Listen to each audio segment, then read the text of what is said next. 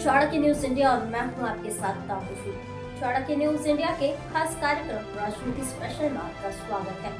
राजनीति स्पेशल में आज मैं बात करने जा रही हूं दिल्ली की, जहां दिल्ली विधानसभा चुनाव को लेकर के आज एक प्रेस कॉन्फ्रेंस हुई, जहां सिंगल फेज में 5 फरवरी को वोटिंग होगी।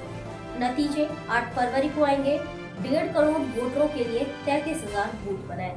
आपको बता दूं कि दिल्ली की 70 विधानसभा सीटों पर सिंगल फेज में 5 फरवरी को वोटिंग होगी। रिजल्ट 8 फरवरी को आएंगे। मुख्य चुनाव आयुक्त CEC राजीव कुमार ने मंगलवार को यह जानकारी दी। वहीं तारीखों की घोषणा के दिन से रिजल्ट तक दिल्ली चुनाव की प्रक्रिया 33 दिन में पूरी हो जाएगी। 2015 और 2020 के मुकाबले इस बार चुनाव और रिजल्ट की घोषणा 1 हफ्ते पहले हो रही है। 1.5 घंटे की प्रेस कॉन्फ्रेंस में CEC राजीव कुमार सिर्फ 10 मिनट दिल्ली चुनाव पर बोले। 1 घंटे से ज्यादा वक्त तो उन्होंने EVM वोटर लिस्ट में गड़बड़ी और खास वर्ग के वोटर्स का नाम हटाने जैसे विपक्ष के आरोपों का जवाब दिया। उन्होंने कहा कि चुनाव में चुनावी प्रक्रिया पर सवाल उठाना गलत ट्रेंड है, इससे युवा वोटर्स पर असर पड़ता है। सुप्रीम कोर्ट भी EVM पर सवाल उठाने वालों को खारिज कर चुका है। चुनावी प्रक्रिया में गड़बड़ी के 5 आरोपों पर चुनाव आयोग के जवाब। पहला, वोटर का नाम कट गया, नाम इधर उधर हो गए। राजीव कुमार ने कहा, आरोपों को सुनकर दुख होता है। उन्होंने बताया, हर साल 1 जनवरी को सर्वे किया जाता है, जो अक्टूबर में शुरू होता है। ड्राफ्ट रोल की फ्री कॉपी 2-2 दी जाती है। कहा जाता है कि नए वोटर्स बनेंगे, हटेंगे, हर जानकारी आपको देंगे। हर गांव में ड्राफ्ट रोल और ऑब्जेक्शन की कॉपी दी जाती है। डिलीशन पर्सनल हायरिंग के बगैर नहीं हो सकता है। 2% से ज्यादा पोलिंग बूथ पर हुआ तो अफसर खुद जाकर चेक करेंगे।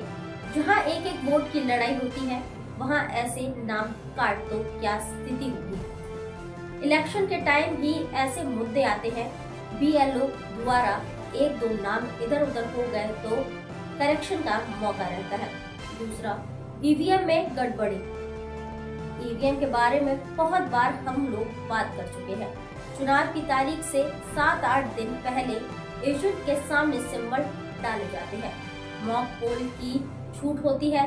बैटरी उसी दिन डाली जाती है और सील होती है। EVM को एजेंट के सामने सील लगाई जाती है। पोलिंग डे पर सील तोड़ी जाती है। पोलिंग स्टेशन पर सबसे पहले सीरियल नंबर चेक कराए जाते हैं।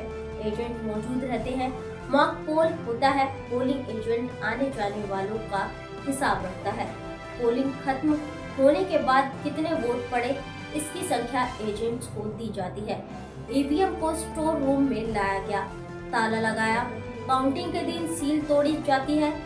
फॉर्म 7C से नंबर मिलाने को कहते हैं। मिला तो ही काउंटिंग होती है। 5 वीवीपैट की गिनती भी कर ली जाती है। ऑन पेपर बैलेट की जरूरत नहीं है, इससे इलेक्टोरल प्रोसेस में देर होती है। आरोप किसने कब लगाए? अक्टूबर 2024 में कांग्रेस में हरियाणा चुनाव में EVM हैक होने का दावा किया था। इससे पहले केजरीवाल ने 2017 में कहा था कि मैं IIT से पढ़ा इंजीनियर हूं और मैं EVM से छेड़छाड़ के 10 तरीके बता सकता हूं। इसके बाद से समय समय पर कई विपक्षी नेता EVM हैक होने का दावा करते रहते हैं। शाम 5 बजे के बाद वोटर टर्नआउट कैसे बन जाता है? राजीव कुमार ने कहा, शाम 5 बजे के बाद परसेंटेज बढ़ जाता है। पोलिंग डे की बात है, ये कतारें कहाँ थी, CCTV दिखाइए, ऐसा सवाल पूछे गए। एक ग्लोबल एक्सपर्ट है, चुनाव चल रहा था तब कहा था कि EVM हैक हो सकती है। वहाँ EVM होती ही नहीं है, वे इलेक्ट्रॉनिक डिवाइस है। उसी एक्सपर्ट ने कहा था कि हमें काउंटिंग करने में 1-1.5 महीना लगा और इंडिया में 1 दिन में काउंटिंग हो जाती है। सुबह 9:30, 11, 1, 3 बजे तक कलेक्टर जाते हैं और ट्रेंड देखते हैं। 6 बजे चुनाव खत्म नहीं हुआ और मैं एग्जैक्ट वोटर दे दूं, ऐसा कहीं हो सकता है? 5:30 बजे के बाद 7 बजे के बीच अफसर जाता है। जितने लोग लाइन में खड़े हैं उन्हें नहीं रहने को कहते हैं। इसके बाद वोटिंग खत्म कराते हैं, मशीन सील करते हैं, बैटरी सील करते हैं, 17 सी हाथ से लिखते हैं, एजेंट को देते हैं, सील कराते हैं। पोल बंद होने से पहले 40 लाख ऐसे फॉर्म 17 सी फॉर्म एजेंट्स को दिए जाते हैं। पोलिंग बूथ की डिटेल रिकॉर्ड नहीं देते। राजीव कुमार ने कहा कि पोलिंग बूथ की रिकॉर्डिंग नहीं दे सकते हैं, इसे लेकर नियम बदले हैं। नियम क्यों बदले? पारदर्शिता हमारा मूलभूत आधार है, उसे हम कम कर नहीं सकते।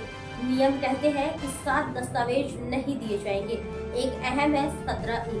ये पोलिंग स्टेशन पर दिन भर के वोटर्स के साइन और नाम लिखते हैं। इसकी डिटेल इसलिए नहीं दी जाती ताकि वोटर की प्राइवेसी खत्म ना हो। ये खुलासा हुआ तो कौन आया, क्या आईडी दिखाई, किसे वोट किया, ये आ जाता है। चुनाव के दौरान पैसों की जांच करने में भेदभाव। मुख्य चुनाव आयुक्त ने कहा, जहां तक पैसों की बात है तो हम सबकी जांच होती है, हम भेदभाव नहीं करते।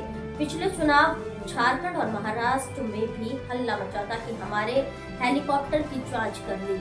उनके हेलीकॉप्टर की जांच नहीं है, सबकी जांच की जाती है। कभी कभी इस दौरान हमारे अफसरों को लोग धमकाने की स्टेज तक चले जाते हैं। आज की राजनीति में इतना ही। और भी राजनीतिक मुद्दों को लेकर के मैं फिर लौटूंगी, तब तक के लिए धन्यवाद।